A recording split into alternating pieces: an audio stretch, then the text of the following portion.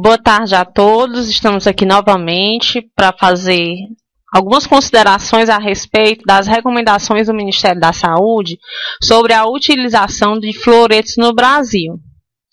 Queria só retomar algumas considerações que nós já fizemos anteriormente, inclusive nos outros momentos que nós estivemos juntos para tratar dessa temática. Eu sou Patrícia Oliveira, cirurgiã dentista e doutorando em odontologia pela Universidade Federal do Ceará, e estaremos juntos nos próximos 30 minutos com a parte 4 dessa temática.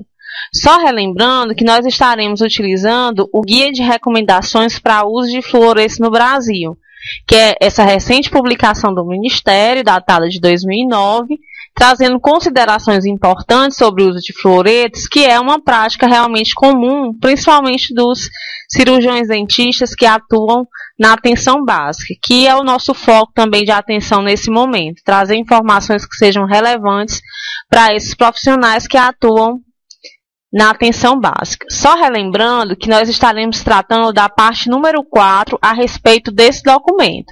É uma forma de nós trazermos de forma simplificada as orientações do Ministério a respeito da utilização dessa substância.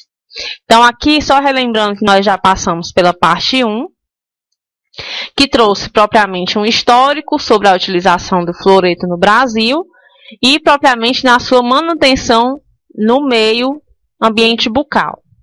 Em seguida, na parte 2, nós tratamos dos meios coletivos de utilização do flúor.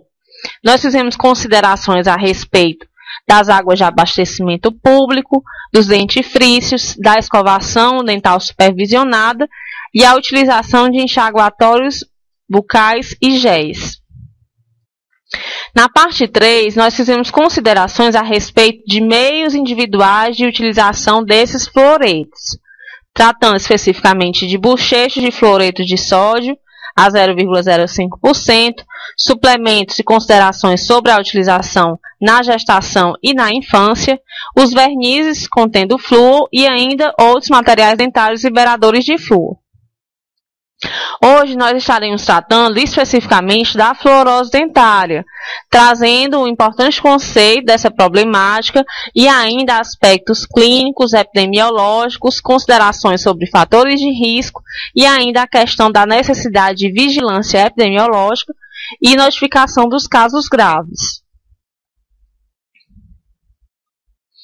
Num quinto momento, logo em seguida, nós trataremos da questão dos efeitos adversos da utilização dos fluoretos para a saúde geral, em um momento mais adiante que estaremos juntos novamente.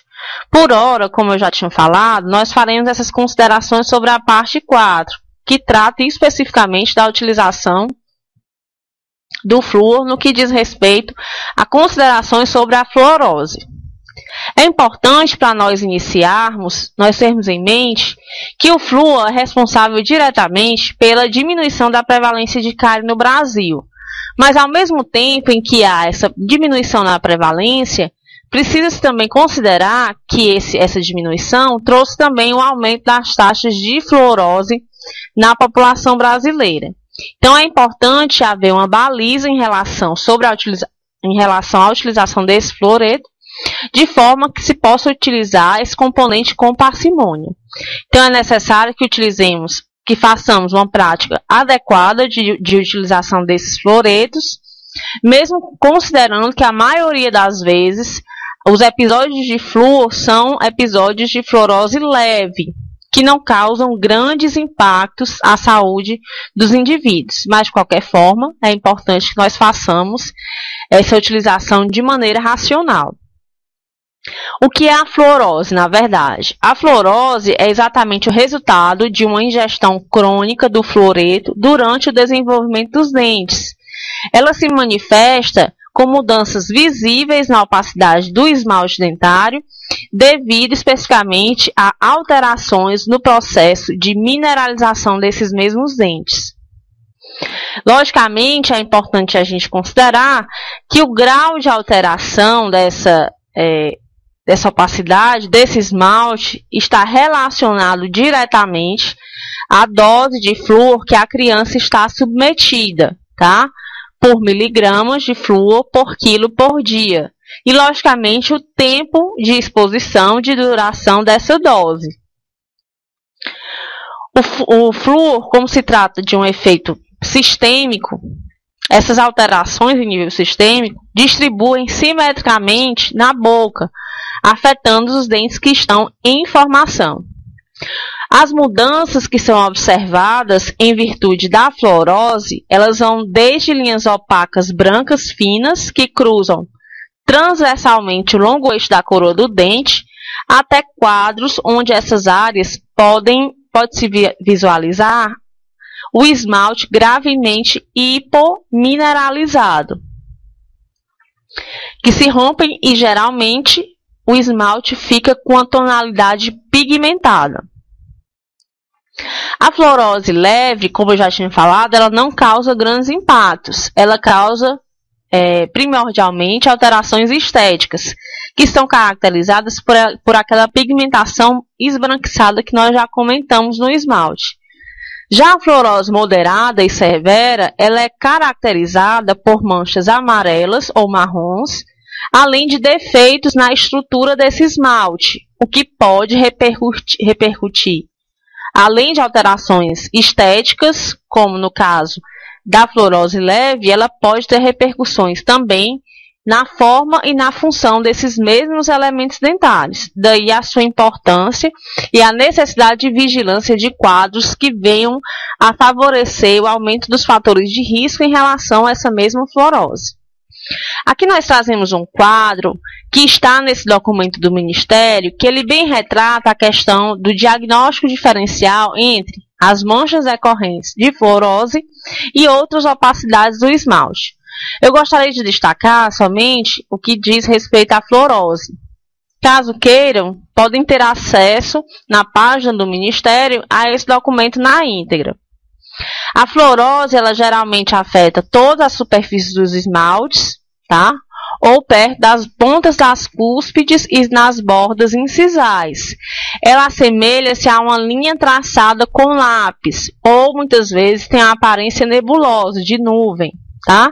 Também chamada, essas coberturas, de cobertura de neve pelo seu aspecto no esmalte. A sua demarcação tem distribuição difusa na superfície desse dente. E a coloração, ela pode ser desde uma aparência calcárea até propriamente uma descoloração acastanhada, dependendo do grau de fluorose associado, logicamente. Os dentes afetados normalmente são dentes homólogos no arco, tá? Esses dentes, cuja erupção ocorre primeiro, que são os menos afetados.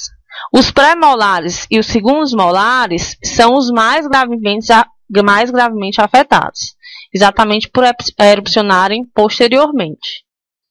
Em relação à epidemiologia, é importante nós considerarmos que no Estado brasileiro, na União, digamos assim, na Federação, no Brasil, existem diferenças importantes entre graus de fluorose, que podem variar desde 5% a 70% de fluorose. Então, é uma amplitude muito grande. É importante que as regiões e os gestores municipais também estejam empenhados em verificar essa prevalência em suas regiões, em seus locais de atuação. Geralmente, as altas prevalências relativas à fluorose estão em regiões endêmicas, muito provavelmente devido à alta concentração de flúor nas fontes naturais de água locais. Então, é importante se considerar a necessidade de vigilância a respeito das águas de abastecimento público, inclusive.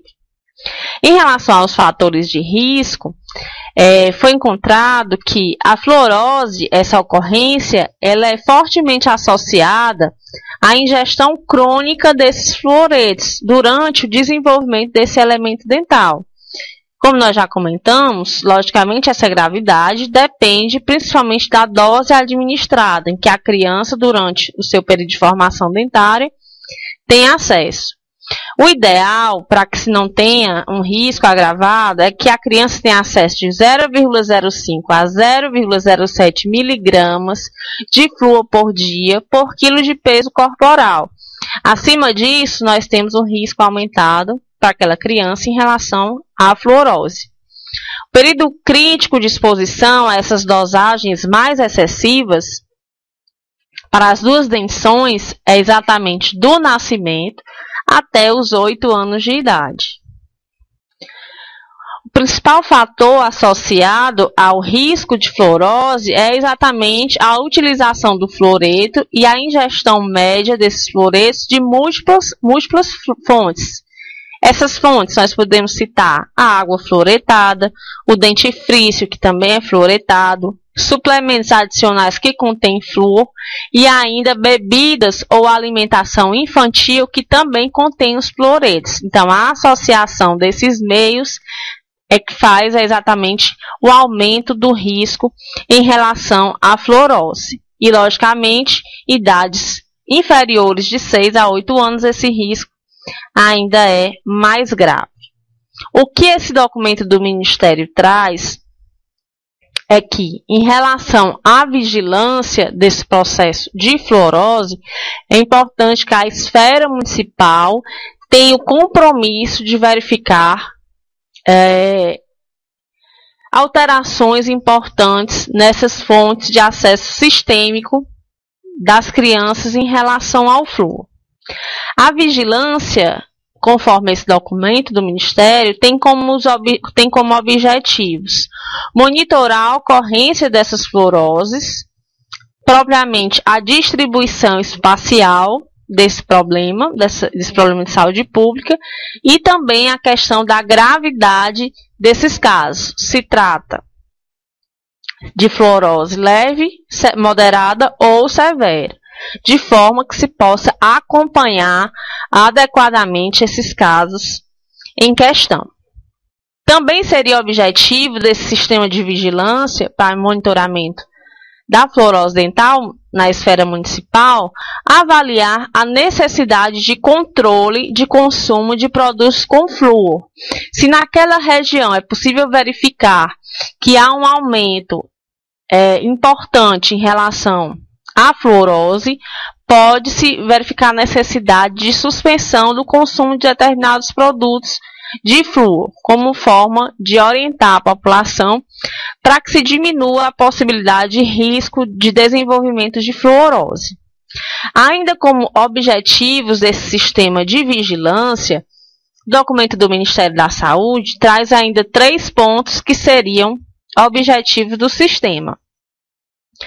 Também avaliar o impacto dessa fluorose sobre a qualidade de vida das pessoas. Uma das possibilidades de avaliação seria a autopercepção das crianças e dos pais em relação a esse problema. Tá? A gente consegue encontrar na literatura muitos trabalhos que tratam da fluorose e dessa percepção daqueles que são acometidos por ela. Ainda, acompanhar as tendências de ocorrência da fluorose ao longo do tempo, de forma a fazer um recorte de uma série histórica que seja de interesse de estudo em relação à temática, para que se possa acompanhar se há uma tendência ou diminuição, inclusive sazonal, em relação aos excessos de flúor. E, por último, incrementar a vigilância sanitária de produtos que contenham flúor, que são disponibilizados para essa população em questão. Então, seriam 5 objetivos do sistema de vigilância que o Ministério orienta que seja de base municipal. Por fim, o Ministério também orienta que haja um sistema de notificação de responsabilidade municipal também, que sirva como um banco de dados em relação a eventos relativos à fluorose, para que se possa realmente é ter conclusões regionais, locais, a respeito dessa experiência com o seu município. Segundo o documento, esse sistema de notificação permite uma avaliação indireta, do uso de diferentes fontes de flúor de modo sistêmico, que é o que nos interessa, porque é exatamente essa administração sistêmica que aumenta o risco consideravelmente em relação à fluorose por essa população em questão, constituindo-se assim como um evento sentinela da fluorose no município em questão. O objetivo desse sistema é exatamente acompanhar os casos graves de fluorose, considerando que a fluorose grave ela pode trazer alterações, além de estéticas, alterações relacionadas à forma e à função dos elementos dentários, identificar os fatores determinantes de um processo de investigação detalhada, que seria importante para se conhecer o curso da fluorose, os impactos dela na vida das pessoas, avaliar a necessidade de medidas de controle de fatores de risco à fluorose sistêmica, como a controle da utilização de determinadas vias, de determinados produtos que em associação aumentam o risco para a fluorose. E ainda assim, como esse sistema também, a questão da notificação viria a auxiliar a necessidade de monitoramento do teor de flúor nos produtos que são disponíveis para aquela população. E ainda, como objetivo final, despertar nos profissionais envolvidos com a saúde bucal o interesse,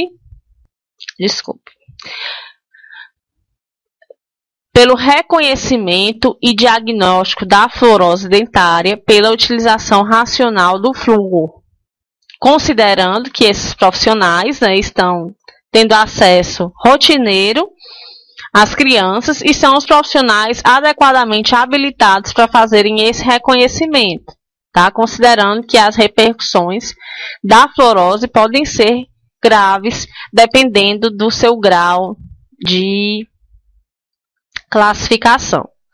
Então, por hoje, como nós havíamos comentado, o objetivo era exatamente fazer considerações a respeito de aspectos clínicos, epidemiológicos, questão da vigilância e notificação em relação à fluorose dentária. Nós conversamos sobre um documento oficial do Ministério da Saúde que traz, desde 2009, informações importantes e orientações, recomendações a respeito da utilização de fluoretos no Brasil.